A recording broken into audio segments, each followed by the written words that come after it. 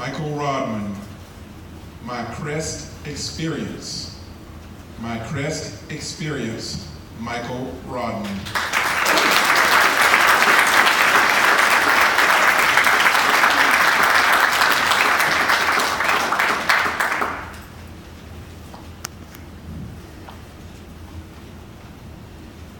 Boom, boom, boom, boom, boom, boom, boom, boom. My heart was pounding like an alien in a Sigourney Weaver movie. It felt like my heart was going to burst through my chest, hiss at everyone, and scurry across the floor. The sound of the blood rushing in my ears drowned out all the other sounds around me. I could barely hear the words being yelled at me by the 7-foot-tall, 600-pound man in front of me. He had followed my children and I into the Crest grocery store from the parking lot, and he was mad. Mr. Toastmaster, fellow Toastmasters, every single one of us has had to deal with conflict. And how we handle conflict is incredibly important. My Crest experience illustrates 3 steps that I found vital in dealing with all forms of conflict. The first step is the easiest. Breathe. Take deep breaths. Conflict causes stress in our bodies, which triggers a fight or flight response. The heart pounding, the blood rushing in our ears, that's 2 of the symptoms. Taking deep breaths ensures that our muscles have the oxygen they need in case we need to fight or to flee. But more importantly, taking deep breaths ensures that our brain has the oxygen it needs to make the right decision. Everyone take a moment right now. Take a deep breath in, hold it for a second, and slowly exhale. This intentional breathing not only ensures that you have enough oxygen to do what you need to in a situation, it also gives you a moment to collect your thoughts. Or your senses if you're really angry. The second step in resolving any form of conflict is to understand the needs of the other person. Now, the words that this man was yelling at me in the Crest grocery store had nothing to do with what he needed. He was yelling about something that happened in the parking lot. I wanted to pull into a parking space that he was blocking, and he wanted to turn down an aisle I was blocking. Neither one of us wanted to give. That's why he was mad. That's why he followed my children and I into the grocery store, and that's why he was yelling. But that has nothing to do with what he needed.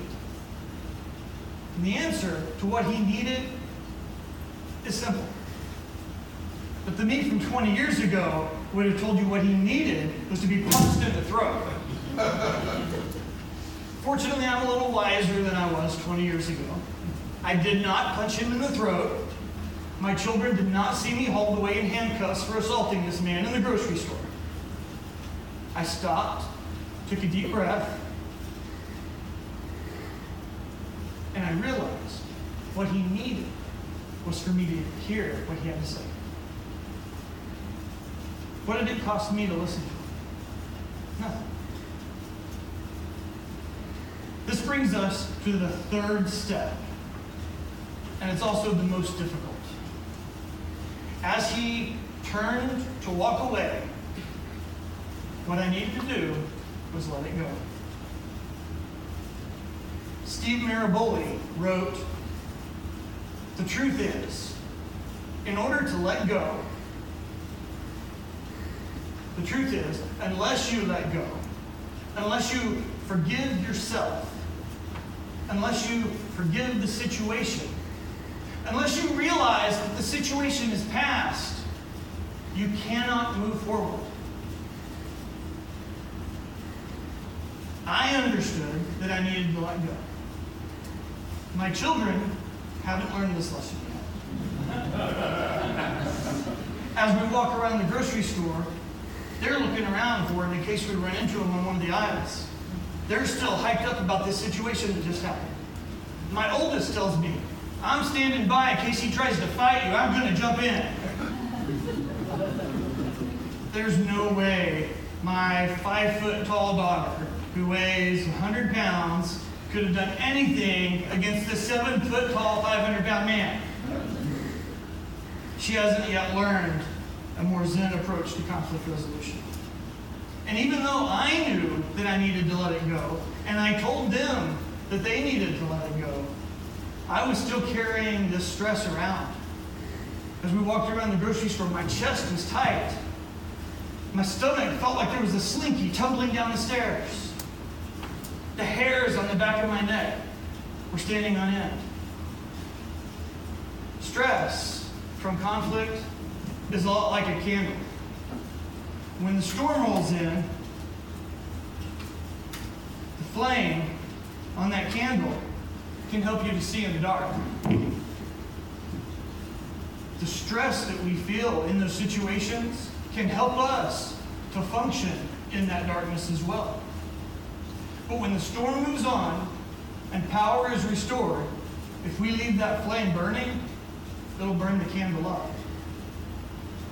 When the situation is past, if we continue to hold on to that stress and that anxiety from that conflict, it'll burn us up as well.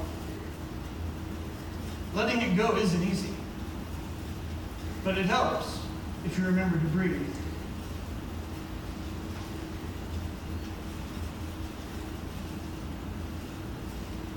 Breathe. Understand the needs of the other person, and when the situation is over, let it go. These 3 steps I found to be invaluable in every form of conflict. So the next time somebody's yelling at you in the grocery store, or wherever your next conflict happens, remember those 3 steps. Mr. Toastmaster.